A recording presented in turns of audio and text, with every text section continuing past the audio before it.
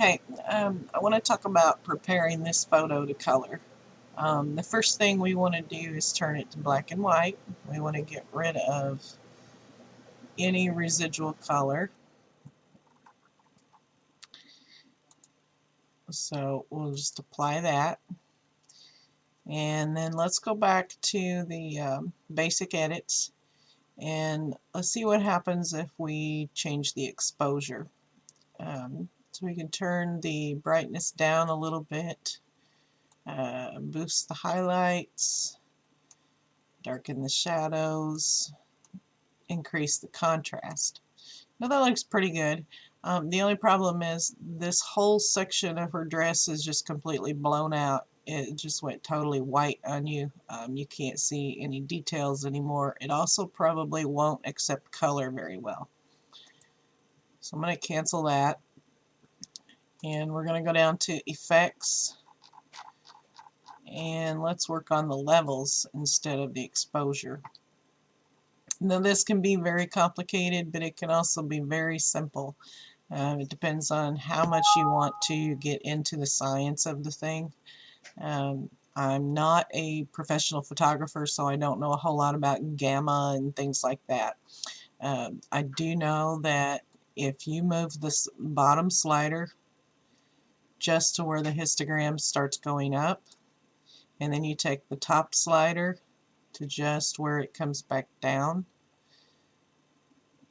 and then you may have to adjust the mid-tone a little bit. That is usually a pretty good way to get your levels corrected.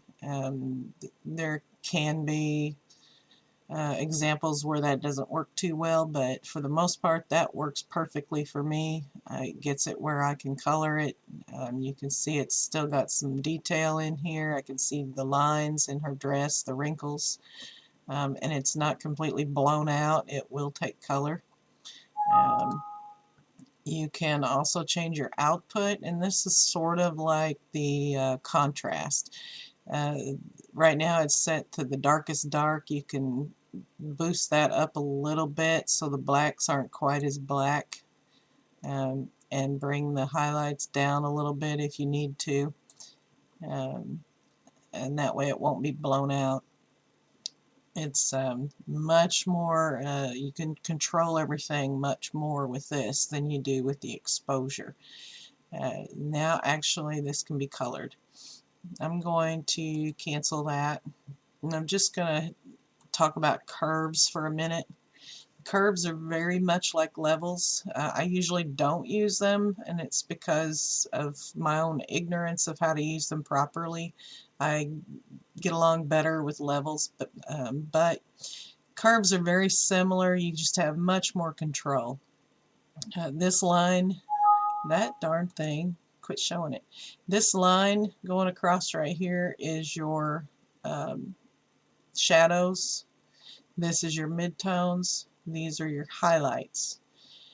Usually you want everything to the bottom and to the right is negative, everything to the top is positive. So if you want to deepen your shadows, you would put a point right there, and then you would drag it down to make it, I usually kind of like right there. And then your highlights, it drug those down too, because what it does is it creates a curve. And that's why it's called curves. So we'll put a point right there, and I'm going to drag my highlights back up. And what you're looking for is a nice smooth S-curve. You don't want to have a huge contrast where it's a sudden steep incline. This, I might want to actually curve it a little more. And then your midtones are the same. Usually if you're going to do curves, you don't even need to mess with the midtones, but your midtones is what they call the gamma, and that some people call it the haziness. You can change that too. Now say I don't like the adjustment I made there, I simply grab it and drag it completely off and it disappears. So that's curves. I don't use it a whole lot. For me, the levels is more intuitive, but a lot of people like the curves. And if you get into the science of it more, the curves are the way to go. Um, anyway, just wanted to talk about this photo. I know people were having an issue with it. And if you have any questions, let me know.